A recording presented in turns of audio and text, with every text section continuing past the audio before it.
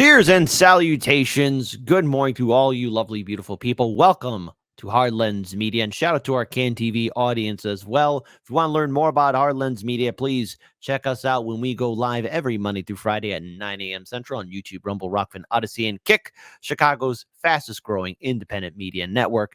And I want to give a shout out to everyone that's been tuning in so far, because during this election cycle, there's been a lot of focus on the presidential race, but there are other elections that are up for grabs. And so far, New Jersey is doing something bold, especially the Green Party of New Jersey. And in the past two episodes, we've interviewed two other candidates that are running. And now joining us now, first time on the show, running for the Green Party for New Jersey's 4th Congressional District, Barry Bendar. Thank you so much for joining us. For our viewers and subscribers, can you please introduce yourself, tell us a little bit who you are, and why you chose to run as a Green Party candidate during this election cycle?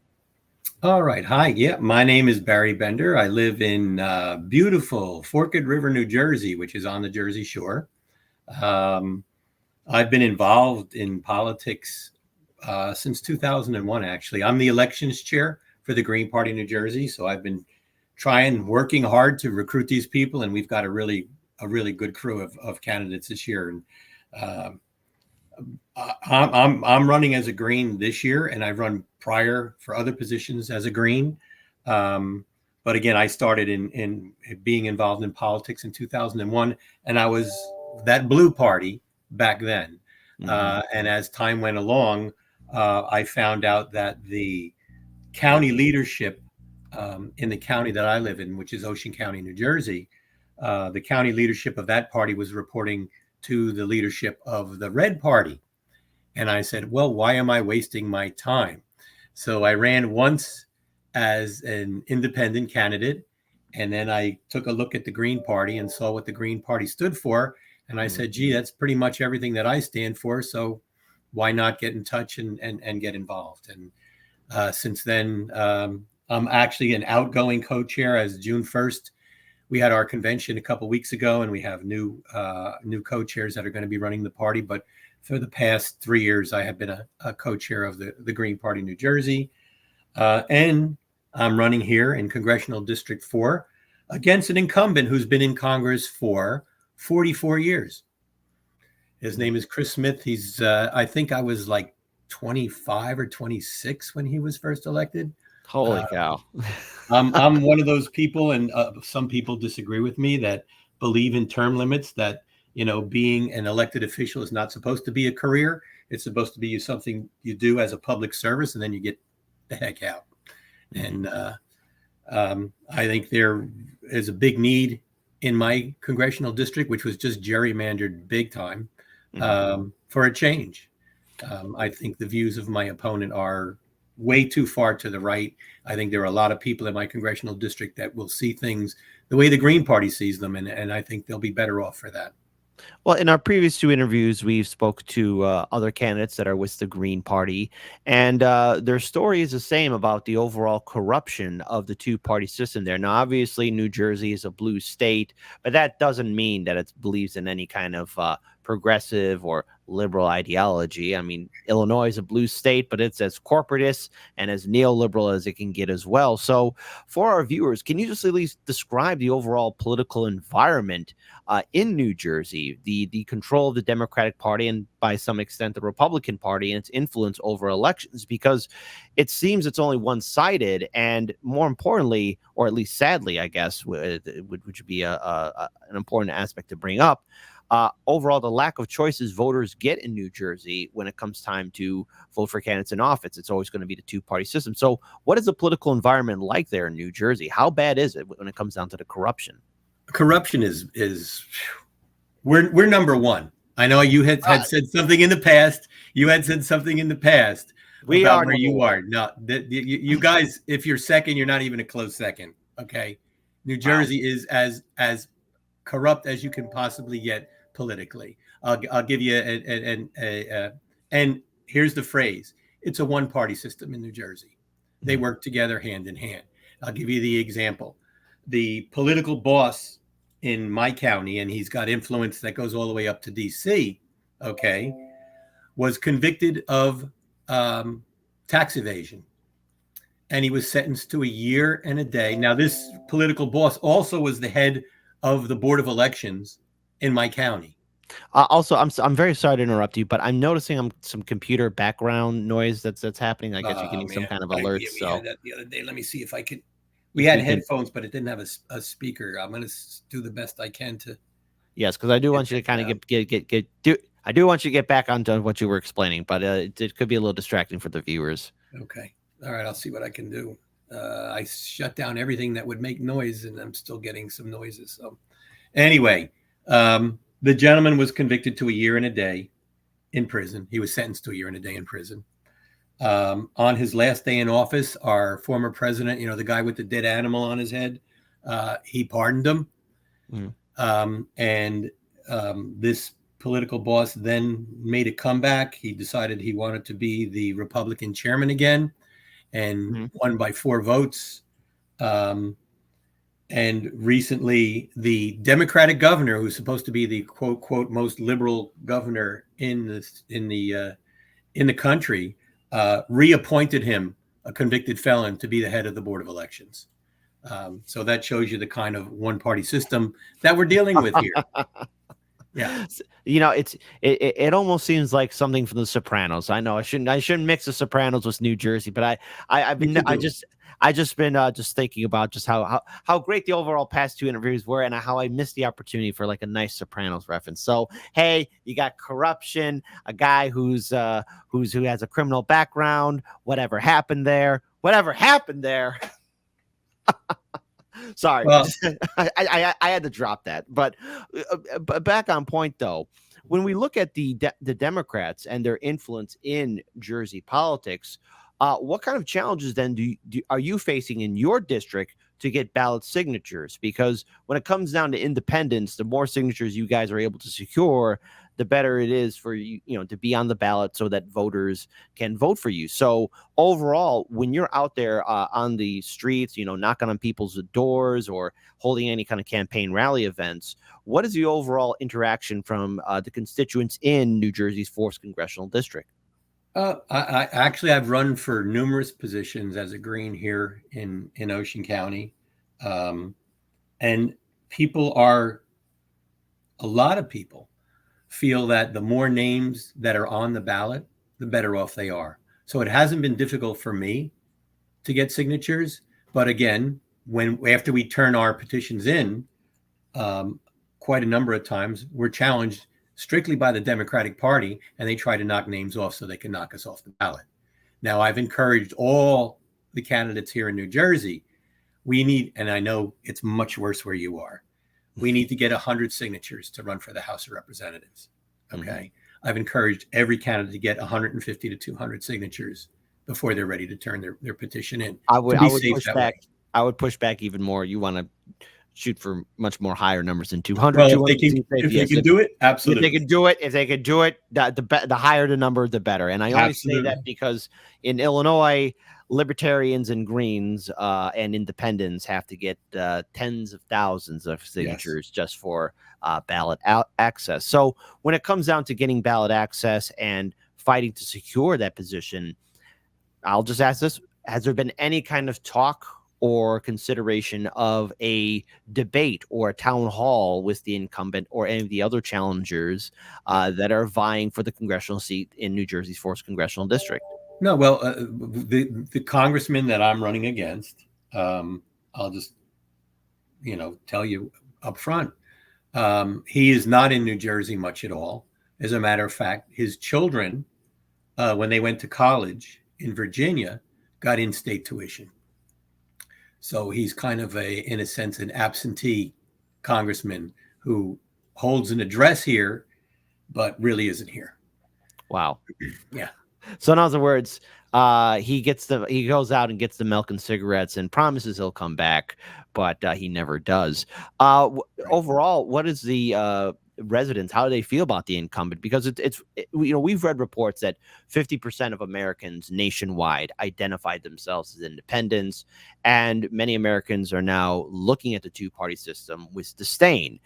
Perhaps not enough are truly waking up to break away from it, but when you go out there to speak to people, when you're out there reaching out to get their votes. How are they feeling about the current incumbent? What are people saying about the incumbent that's representing them?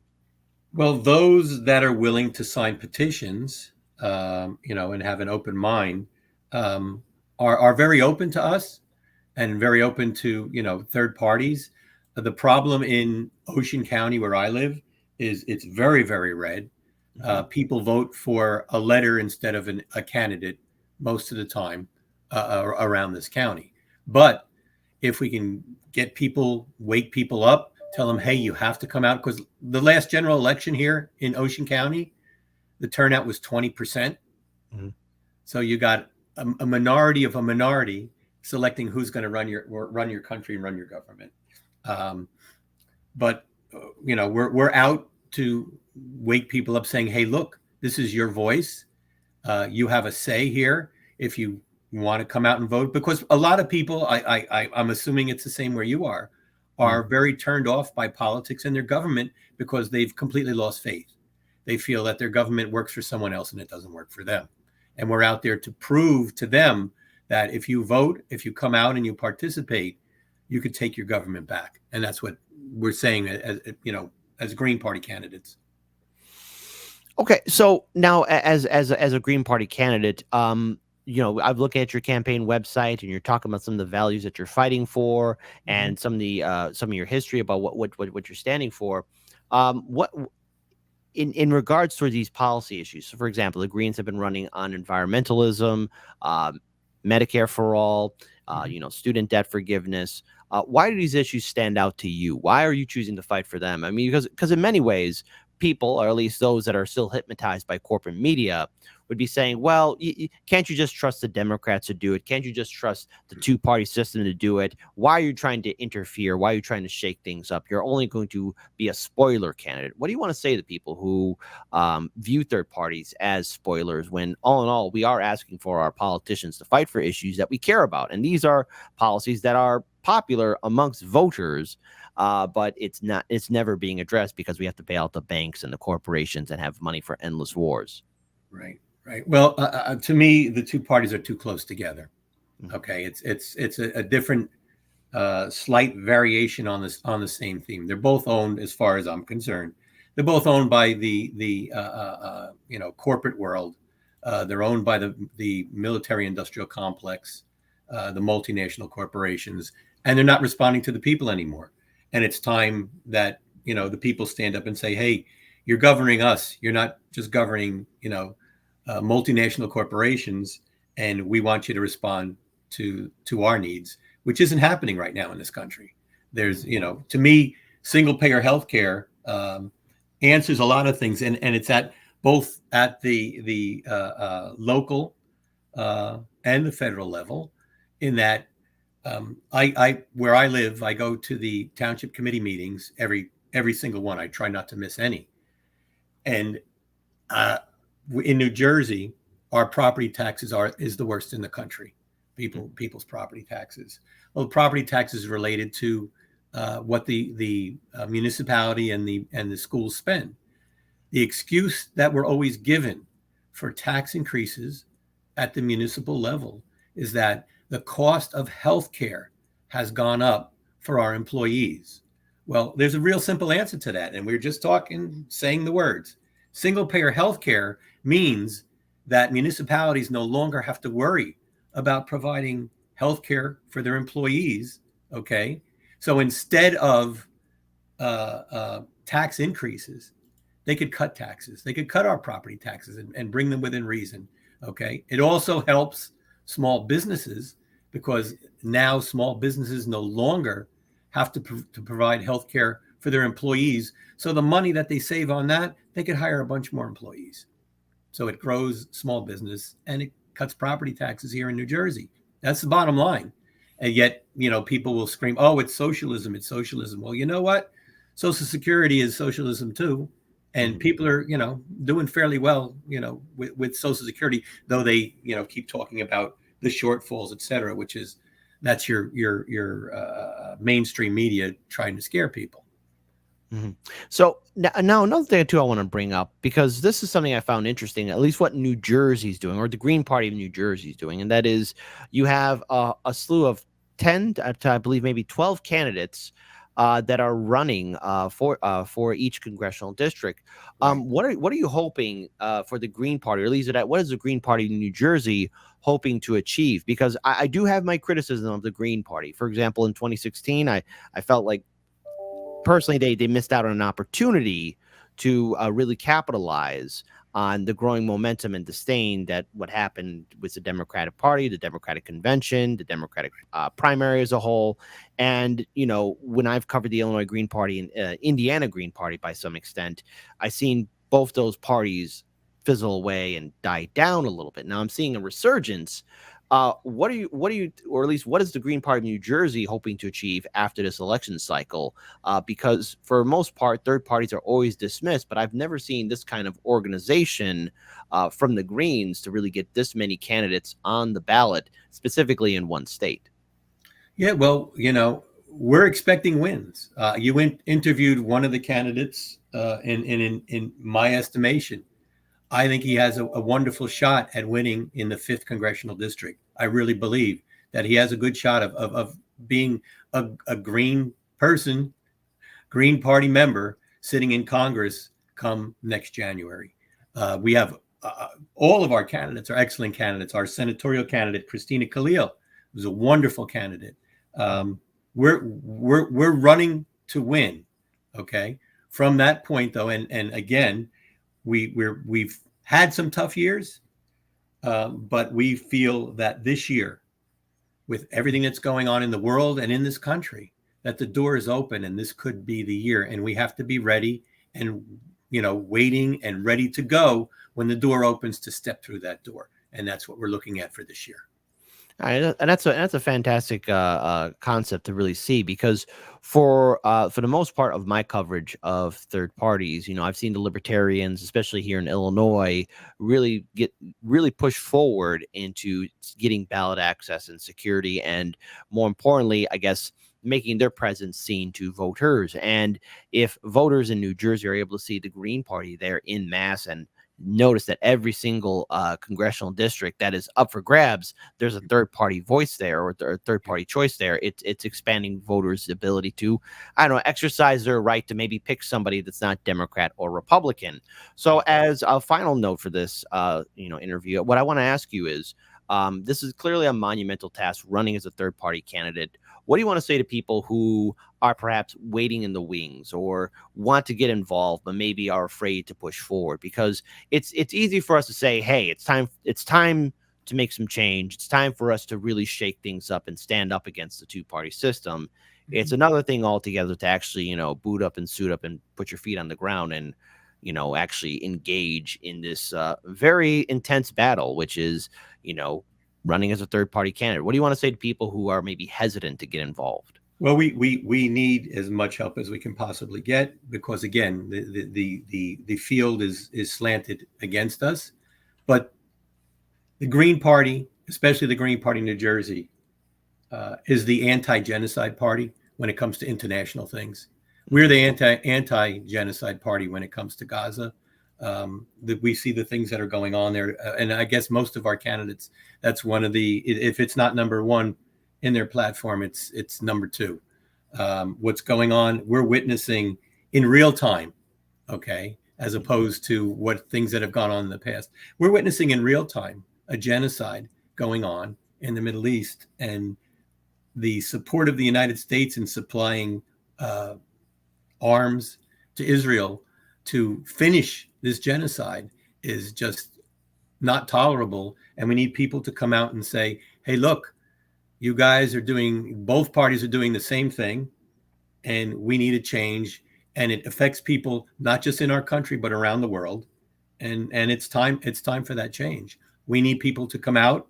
We need people to help us knock on doors and get signatures. We need people to come out and work our campaigns when once we have those petitions in. Our petitions will be in by primary day here in New Jersey. They have to be in by June 4th at 4 p.m. We're going to have all our petitions in with a well over the number needed. signatures, and then the campaigns really start going full speed. All right. Well, We're that's doing stuff now on podcasts, etc. But once we get everybody on the ballot, it's full speed ahead. I think that's a fantastic note to end it on, and I want to thank you so much for your time. And I do wish the Green Party of New Jersey all the best. Please, get all those ballot signatures necessary. And who knows if voter turnout and enthusiasm is much higher, because obviously there are so many people burnt out by electoral politics, we might see the green miracle in New Jersey, which would be a sight to see, and it would be something that many commentators will be talking about. But I wish you and all your colleagues in the New Jersey Green Party all the best. And again, thank you so much, Barry, for your time, and keep on pushing forward. And let's continue to have a follow-up to see just overall the ground that the New Jersey Green Party will be able to achieve. And perhaps it's a sign that other independent parties, not only in that are on the East Coast, but also other third parties, can see that all over this country to step up their game. And dare I say it, Americans have more choices. So for everyone that's tuning in on CAN TV, check out Hard Lens Media Monday through Friday at 9 a.m. We're going to take a quick short break and start with our main show. Again, Barry, thank you so much for your time. Thank you, Kid, for having us on. Appreciate your help. All the best to you.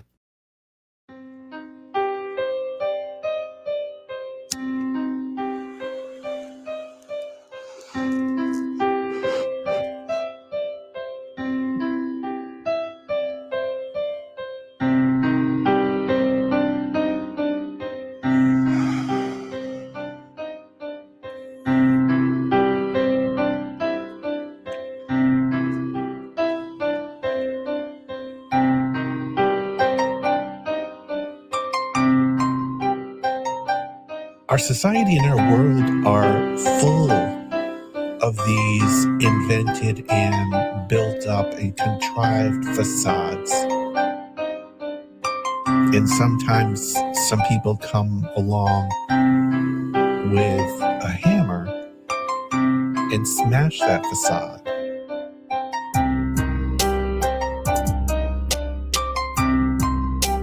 It's a brilliant, powerful hammer. It's a brilliant, powerful hammer to smash that facade.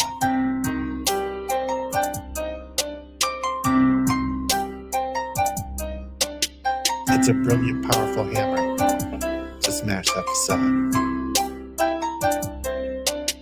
Welcome to the future. Shit where you please. The Wi-Fi's killer, but there's no more bees. So there's hardly any flowers, there are very few trees, and you'll pay $1,000 for some honey for your tea. But we got these awesome collars, mine's an Apple Model 3. It allows for better movement than the Tesla X Elite. It lets you customize the ads that it implants in every dream. And for premium subscribers, doesn't shock you in your sleep. But it doesn't stop there. It can analyze your speech, and if it hears disinformation, then it notifies police. It's a swift re-education, but it knocks you off your feet like your booster every 7th week. I faced the future boldly with 2 eager open eyes, and I picked a couple nuggets up that blew my fucking mind. Like you can taxidermy someone while they're technically alive, and they'll shine when it's election time. See, the Democratic voter base will pay them zero. Never mind if voting for the scarecrow is a vote along their party lines. They could stare into its marble eyes and claim there's something dignified.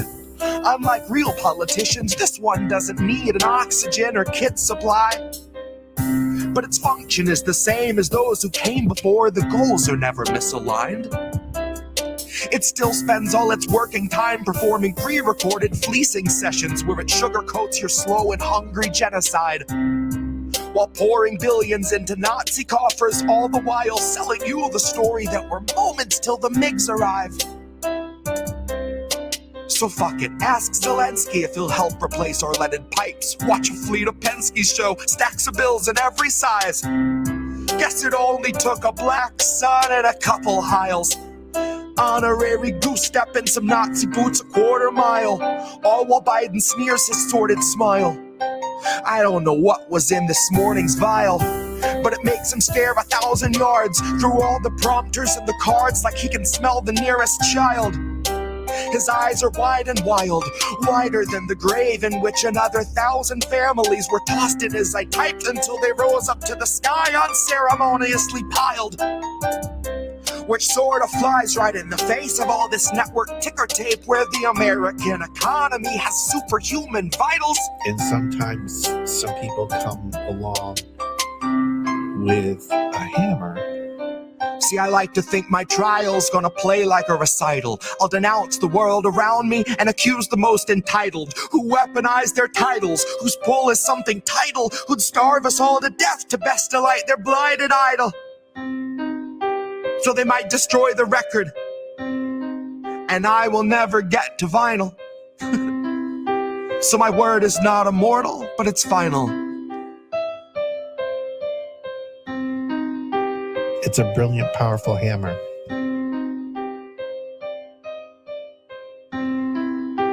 It's a brilliant, powerful hammer to smash that facade.